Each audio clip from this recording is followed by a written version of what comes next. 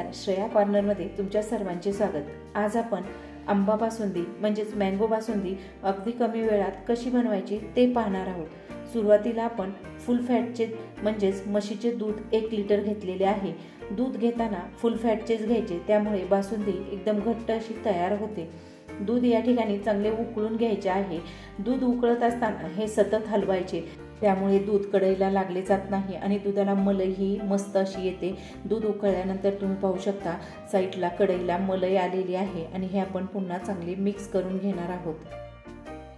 त्यानंतर आपण यामध्ये 5 चमचे साखर घालून घेणार आहोत। साखर ही तुम्ही तुमच्या आवडीप्रमाणे कमी जास्त करू शकता।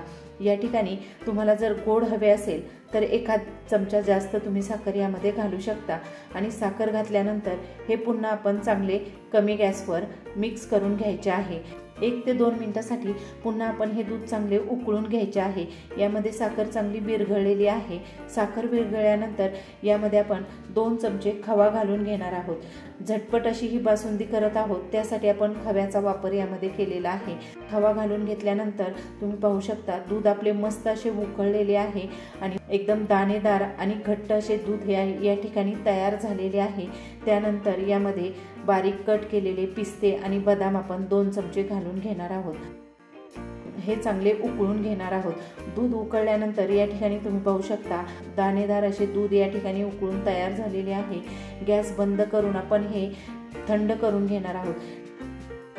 दूध पूर्णपणे थंड झालेले आहे आणि पूर्णपणे थंड झाल्यानंतर त्यामध्ये आपण 1 वाटी आंब्याचा रस घालून घ्यायचा आहे। आपण आंबा मिक्सरला फिरवून त्याचा रस तयार केलेला आहे।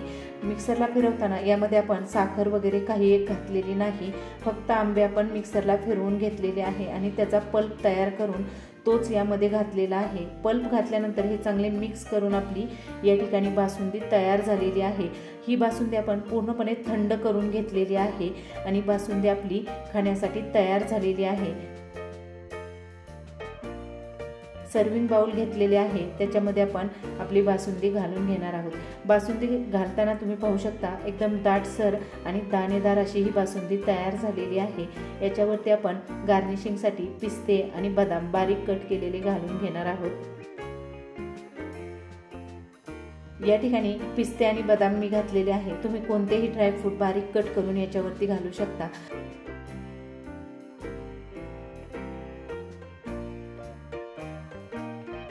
आपली बासुंदी या ठिकाणी खाण्यासाठी तयार झालेली आहे। अगदी झटपट आणि कमी वेळात दूध न आटवता ही बासुंदी घाईच्या वेळी कशी करता येईल ते या व्हिडिओमध्ये आज आपण पाहिलेले आहे। तुम्हाला जर ही आजची रेसिपी आवडली असेल तर व्हिडिओला लाईक करा, शेअर करा। अशाच नवनवीन रेसिपी पाहण्यासाठी श्रेया कॉर्नरला सबस्क्राईब करायला विसरू नका। धन्यवाद।